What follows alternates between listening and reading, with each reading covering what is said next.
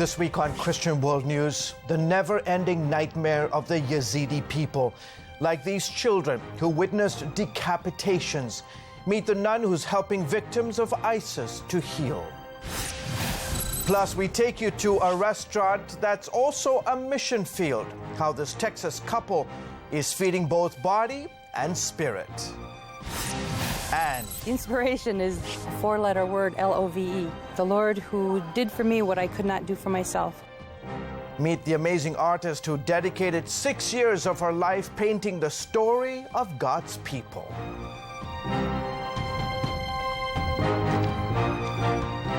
여러분 안녕하십니까? 크리스천 월드뉴스입니다. 이슬람 극단주의 무장단체 IS의 표적이 되어 온갖 박해와 고난을 받아왔던 소수민족이죠. 야지디족의 일부는 유럽으로 탈출하는 데 성공했습니다. 하지만 이들의 두려움은 아직 끝나지 않았는데요. 유럽이 난민으로 위장한 IS 세력까지 받아들인 탓입니다. 야디지족은 또 다른 악몽이 시작됐다고 말하고 있는데요. 오늘의 첫 소식 독일에서 전해왔습니다. You've no doubt heard of the terrible suffering of the Yazidi people at the hands of ISIS. The rapes, the murders. The fortunate ones made it to Europe, where they thought they had escaped their Muslim torturers to find peace and safety. But after our interviews in Germany with several Yazidi victims, it became clear that for all of them, a normal life is probably never coming back. They're still tortured by what was done to them and what they saw. Ayas was just 15 when he was told to convert to Islam and join ISIS or die. There were big ovens made of mud. The ovens were made for baking bread, but big enough to hold a person. ISIS forced me and the other young men to push and throw elderly people into the ovens, and they burned them. One of my friends was forced to put one of the old people in the oven and heard his voice and knew it was his own grandfather. Aida was taken from her husband and made a sex slave, but she tried to protect the young pre-teenage girls who were also being raped. We were like a flock of sheep without a shepherd. One day, the guard grabbed a 9-year-old girl and took her to the second floor into the bathroom, and he raped her while she was crying and screaming, and we could hear it all. But what could we do? Hadia said she and the other women and girls tried to make themselves as unappealing as possible to stop the rapes. We did not wash, and we pretended to be insane so that ISIS would not rape us, because otherwise they simply took us to do so as they liked. This girl was just 12 when she was used as a sex slave. She told us how another young girl killed herself after being raped. The Yazidis here in Germany saw horrific things done to their family members and friends by Muslims in the Middle East. Now they're watching as Muslim refugees are coming to Germany, invited by the government, and some are afraid again. Because ISIS has come to Europe, German police know that the Islamic State planted jihadists among the refugees flowing into Germany, and that an attack could be imminent. Now these Yazidis must face it all again. Radical Salafist Muslims on the streets of Germany, marked by their distinctive beards. When I see men with beards, I get very scared and start crying. I remember how they look and what they did to me. When I see someone with a beard, even if he is not from ISIS, I get paralyzed. I cannot walk, not scream or anything. I cannot even look at him. These Yazidis are cared for in Germany by Sister Hatuna, who has been rescuing victims of persecution for 26 years. They call her their mother. Many of them, they cannot sleep because the night is too long for them. Let everything come back. They're suffering. And even here in Europe or in Germany, if they see covered people, if they see some people with a beard, which one they shave the mustache, they mean they're ISIS, Salafist, and they are afraid more than that. Aida's children saw people decapitated and are afraid of beards and knives. Several of our interviews ended in tears.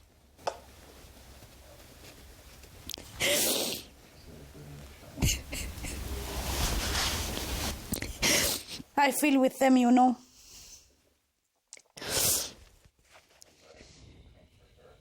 They are all my sisters. What is happening with them is like happened with me too. I hear thousands like these stories. Not 1, 2, 3, 4. One girl, 14 years, in only the 2 first months, she was 280 times raped. Sister Hatuna's personal experience as a victim of Muslim persecution has made her very politically incorrect on the Muslim issue. Islam is a religion of persecution. Don't open the door for the killer. You know who are the killer. Why you let them in your country to kill tomorrow your children? Hans Erling Jensen, international director of the Hatuna Foundation, says the UN only cares for about 10% of the refugees in the Middle East, and Sister Hatuna can only help as she is funded. All other, the 90%, that is 3 to 4 million or maybe more, and they are living outside and trying to take care of themselves. They were forgotten by the world and left to the wolves in the Middle East. Now Angela Merkel has brought the wolves to Germany, and they feel forgotten again. Psychologically, we will not recover for the rest of our lives. I can't get rid of the fear and pain from what I went through. We sleep with our eyes closed, but our ears still hear the voices and the cry of our sisters and mothers who were raped. They cry for help, but we cannot do anything to save them. And no one helps them or us. Dale Hurd, CBN News, reporting from Stuttgart, Germany.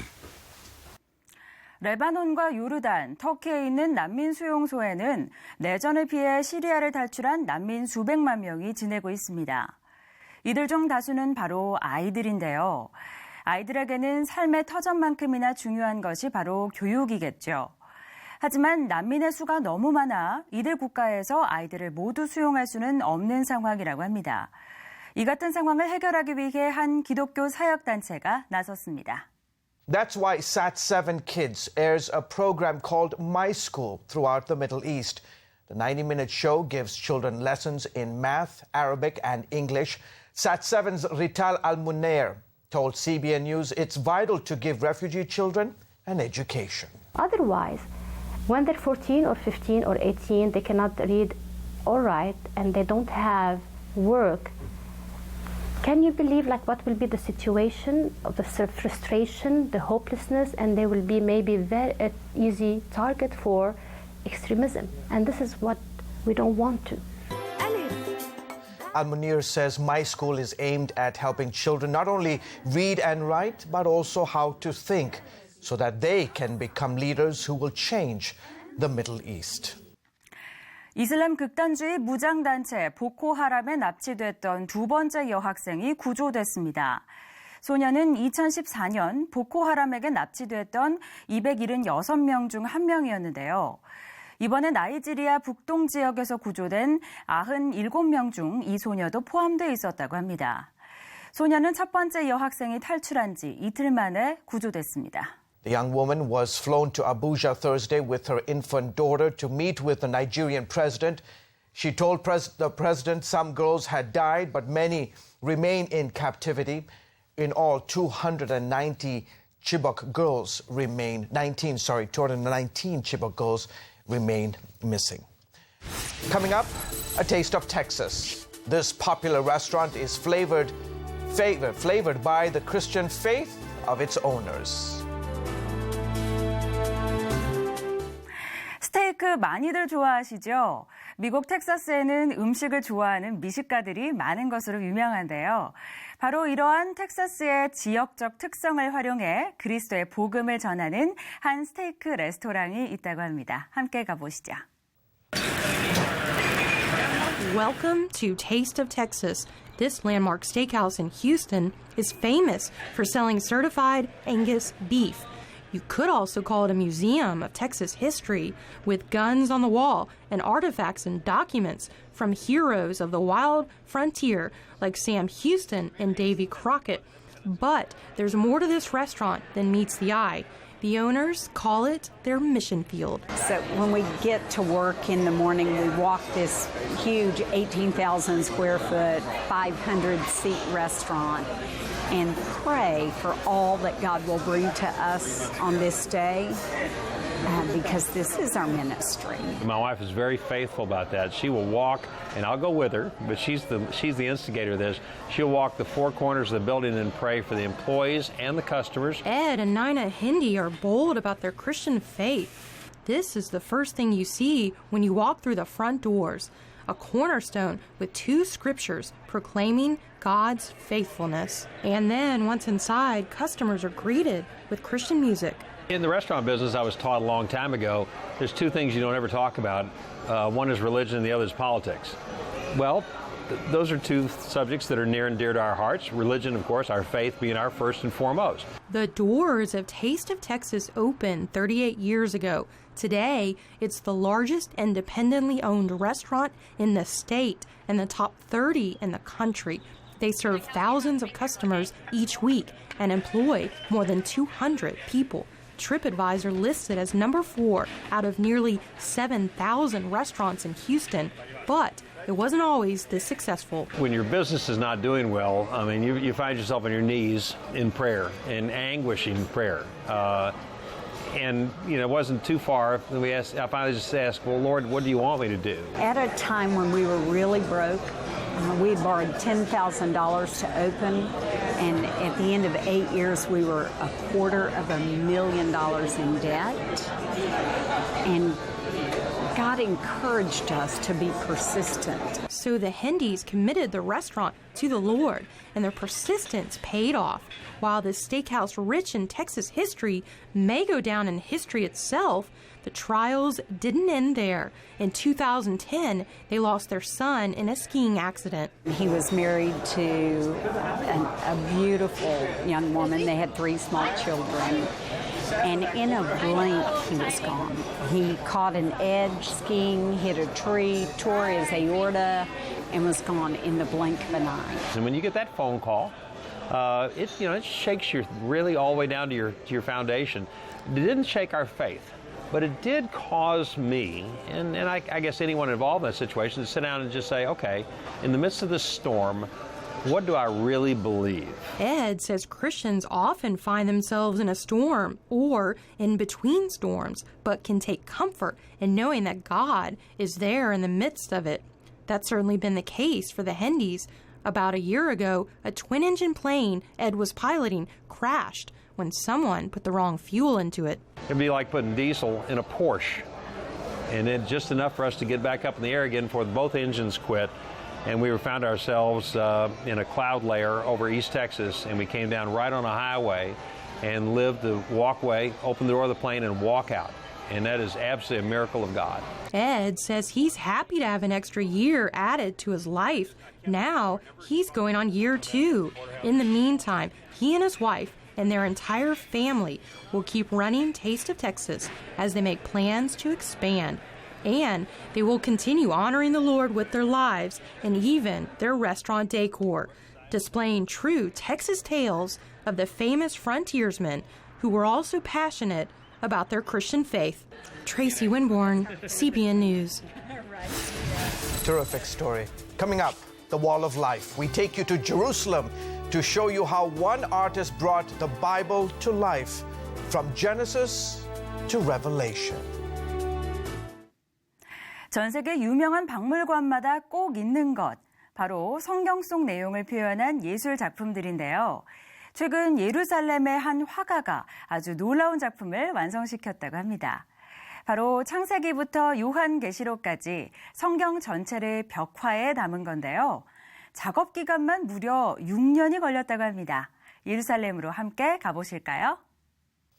For all who may enter these cemetery gates, we now declare this Jerusalem Wall of Life mural ministry open. The biblical mural is called the Jerusalem Wall of Life. It spans an American football field and a third. 6 years of work and goes all the way from the book of Genesis to the book of Revelation, and depicts scenes like this one out of the book of Exodus when Moses parted the Red Sea. I'm probably more changed by painting this mural than anything else. It took 6 years for Patricia Salveson to finish what she calls her life's work. I was very relieved. It's like I felt his heart. I felt the Lord's heart of joy because He knows this is His place and His message can come forth. In a place where the good news has been quenched, very seriously quenched, here are the walls shouting out His name. It wasn't easy. Such a vast job. It was just really overwhelming many, many times. But then someone would come in and they would be so touched. And then I'd be revived again to keep going. Salveson completed the mural under the auspices of the Alliance Church in the Holy Land, who held a dedication service for her work. Well, I think the mural is just a beautiful representation of our faith, of our hope, of the story. The mural wraps around the walls of the Alliance Church Cemetery in Jerusalem's German colony. Some may think it's strange for this art to surround a cemetery. Perhaps one of the least expected evangelistic platforms in the world, a cemetery. But we're one of the few groups of people that actually don't find cemeteries disturbing, because our hope, our life, our story doesn't end with the grave. We're people who can walk without fear because we know that death's been conquered. We know that this is a stop in the story, but it's not the end of the story. The cemetery, now an official Ministry of Tourism site, enjoys a rich heritage and history. Believers by the score are buried here that have contributed to the creation and development of the State of Israel and sacrificed in so many ways and lived lives sacrificially for the Lord Jesus Christ. It's great to have this place dedicated, and especially putting this mural on the walls where they talk about the story of God through all the history, and especially the story of salvation for all humanity. The mural itself is just gorgeous, and the colors and the vibrantness of it. And then just the story depictions are really, really thought-provoking, especially the end with just the coming back of Jesus and the lion and the lamb getting back together, and the snake and the wolf. And so, yeah, it's really awesome. Salveson calls the artistic style impressionistic realism. Her favorite scene, the resurrection. Because Miriam, she thought Jesus was the gardener. And she said, "Where did you put his body?" And then he spoke her name. And she had this love relationship with him. That's the kind of relationship I have with him. But I also love the scene with the lamb, because it's not a traditional Calvary scene. It's a scene with the Passover lamb, like John the Baptist said, "Behold, the Lamb of God who takes away the sin of the world." She found inspiration from her own transformed life. The inspiration is a four-letter word, L-O-V-E. The Lord who did for me what I could not do for myself. He took me out of this pit. He put a song in my mouth, a paintbrush in my hand, and he said, "You're going to live." Well, it's really a love story for all people from all over the world. Chris Mitchell, CBN News, German Colony, Jerusalem. CBN 오퍼레이션 블레싱 팀은 그리스에 있는 시리아 난민들을 돕고 있습니다. 이들에게 필요한 물품을 제공하고 있는 겁니다. 뿐만 아니라 사랑하는 가족을 다시 만날 수 있도록 다리 역할도 해주었다고 하네요. The humanitarian organization Operation Blessing is in Greece, assessing needs and providing relief to Syrian refugees. Here the teams met 11-year-old Basha, a refugee girl from Aleppo, Syria, whose mother was whisked away to a hospital as soon as they arrived. After spending days not knowing where her mother was or if she was any better, the OB team found Basha's mother and reunited her with her children. And Operation Blessing teams are continuing to meet the daily needs of the refugees. 이번에는 일본으로 가봅니다. 일본은 기독교인 수가 매우 적은 곳으로 잘 알려져 있는데요. 심지어 단 한 번도 예수 그리스도를 만나본 적이 없는 사람도 많다고 합니다. 이런 일본에 그리스도의 복음을 전하기 위해 나선 이들이 있다고 합니다. 미국 이민 생활을 하며 만난 예수 그리스도를 전하기 위해 일본 동포들에게 다가가고 있는 건데요. 일본에도 부흥의 물결이 일어날 수 있을까요? Religious movement is changing in Japan. In the past, the Japanese were largely indifferent to Christianity, and many people knew almost nothing about Jesus. According to studies, less than 1% of the population of Japan is Christian. For decades, temple worship and shrine visitation has become a major part of the Japanese family culture. However, today, after moving to the US, some Japanese stopped looking for temples or shrines. Instead, they were brought to churches. Yaiko Asakura was born and raised in Japan. As a little girl, she had curiosity about supernatural power. She prayed to the God in her mind without knowing if life would change. I just assumed that God was listening to me, but I didn't know which God was going to answer my prayers. All I could do was wait and see if situations started to change. After getting married and moving to the United States, she was invited to join Japanese Bible study. It was her first time to hear about Jesus. Then she heard of 700 Club and started to watch. As she watched, the stories echo her own trouble in life. In the end, she gave her life to Christ. I was deeply touched by the God-changing miracles. As Terry and Pat prayed on TV at the end of the program, I started to pray for the first time. I felt freedom and peace. I gave my life to Jesus. Mayumi Sakamoto is the organizer of a local Japanese Bible study in Virginia Beach. Every week, she invites Japanese members to join her. At the study, she shares how she was so afraid of death as a teenager. Her only thought was to go to the temple and to ask for solutions. When I left the place, I didn't feel better. I thought maybe I should donate more money to the temple. Mayumi also explains younger generation in Japan today start to question the purpose of the temples. When they go to temples simply to follow the tradition, in fact, they start to realize those temples are just plain buildings. There are no restrictions on evangelism or preaching about the gospel in Japan. Nevertheless, Japan remains slow responsive to Christian teaching. Mayumi and her group are going to open up more Bible small groups and train more Christian leaders for their nation. More importantly, they are eager to teach more Japanese younger generations the real way to eliminate fear and find peace. Mengfei Lee for CBN News. 오늘 준비한 소식은 여기까지입니다. 저는 다음 주에 다시 찾아오겠습니다. 시청해주신 여러분 고맙습니다.